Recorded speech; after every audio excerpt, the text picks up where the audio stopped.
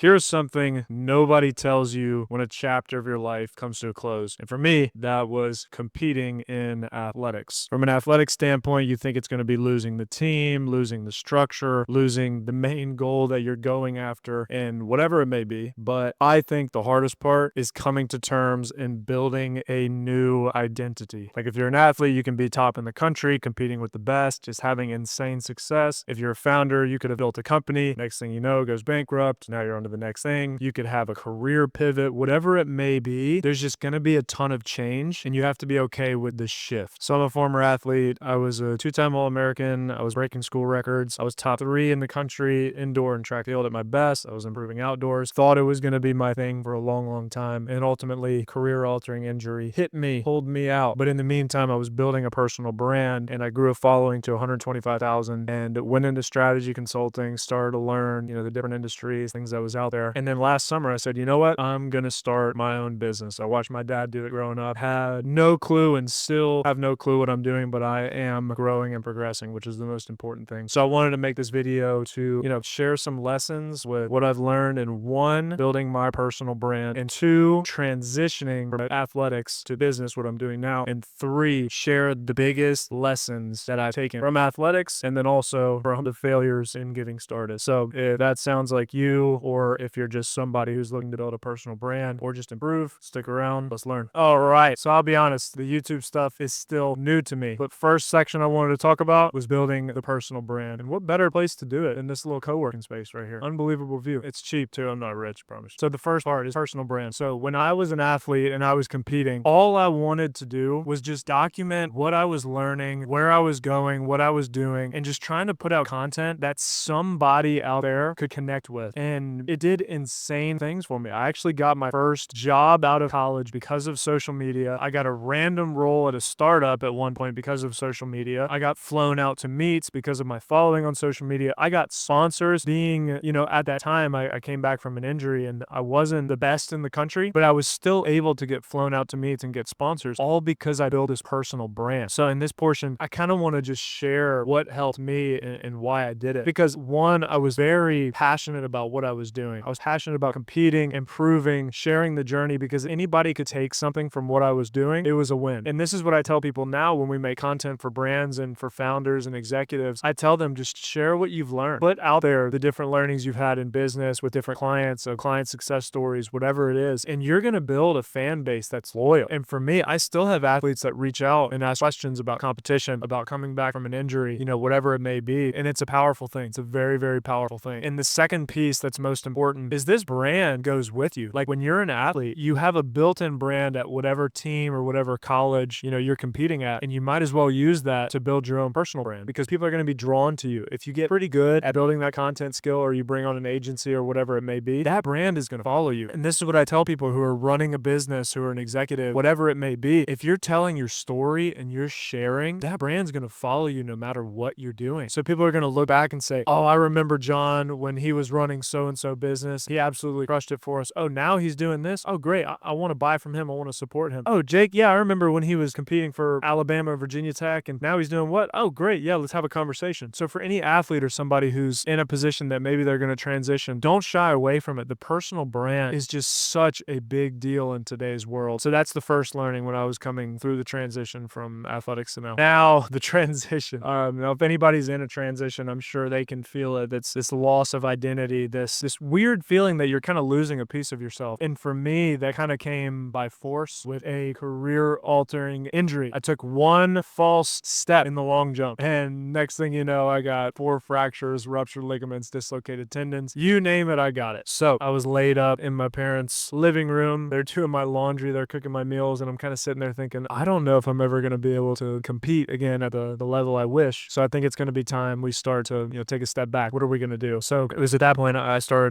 to, think about my next steps and what I wanted to do. And I built a plan and I got very specific on where I wanted to go. And I ended up achieving all those things, meeting the right people, getting in the right rooms. But at the same time, it wasn't easy. And I want everybody to know, if you're going through a transition, it's going to be hard. You're letting go of a piece of yourself. You're coming into something new. So for me, like I'll tell you, when I was rehabbing and coming back and trying to compete, it was blood, sweat, and tears. Like it was, dealing with not being the same person, not being the same athlete. Now I'm having to go into this transition period. But I want you to know it's okay okay to take a step back and kind of grieve that and start question where you're going and what that next phase is. And for me, I even got to the point where I booked an Airbnb and went out in camp alone and just sat there and asked myself, what do I want this next phase of life to look like? And I ended up quitting my job. I met my partner. I moved to this beautiful city, and I started my business, and that's what I wanted to do. So I would say really take a step back, ask yourself what you want and how are you going to progress into this new you. It's a whole new identity. Now, last, what I want to do is,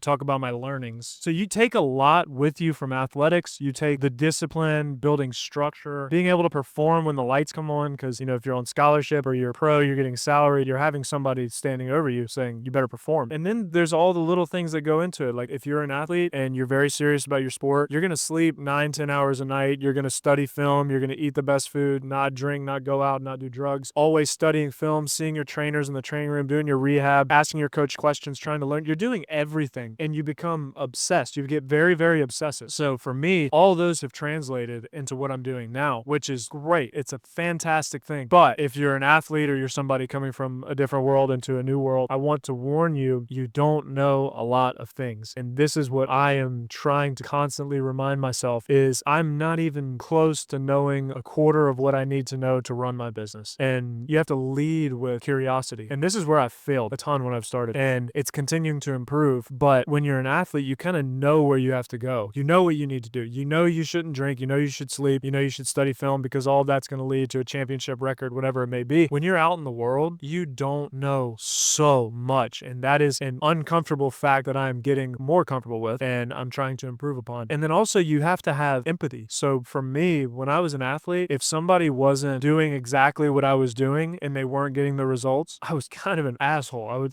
say, well, I'm doing everything, so they shouldn't be complaining to me and doing this. Well, in the real world, everybody has something. There's a family member who's struggling. There's the work they're actually not enjoying. They're trying to leave. There's issues with a partner. There's financial stress. And you have to lead and go into every conversation with understanding somebody else is not where you are. And you have to ask them. You have to understand what their motivation is. And this is another thing that I've been bad at. I've just expected everybody to operate like I do. And for any athlete or anybody in a high-performing space that's shifting into a new world, I would say that's another huge piece of it. Huge piece of it. So I think those are my three biggest takeaways from this transition. And if it's helped anybody, if you're an athlete or you're somebody who's making a shift, comment down below what you're coming from, what you're transitioning into, and what you're learning. Because the more I get into this and the more I explore and try to improve, the more you see how long the journey is and how long we actually have to go. And that's why I want to share my journey on here, because if somebody can get something out of my mistakes and get a fast track into improvement, I'm happy. My job is done here. So thank you. Like, comment, subscribe. Feels crazy saying that coming from the Instagram, LinkedIn, TikTok world. But if you got some value out of this, if you learned something, it would mean the world to me if you did so. Love you guys. I'm cheering on from afar and keep improving. Go crush it.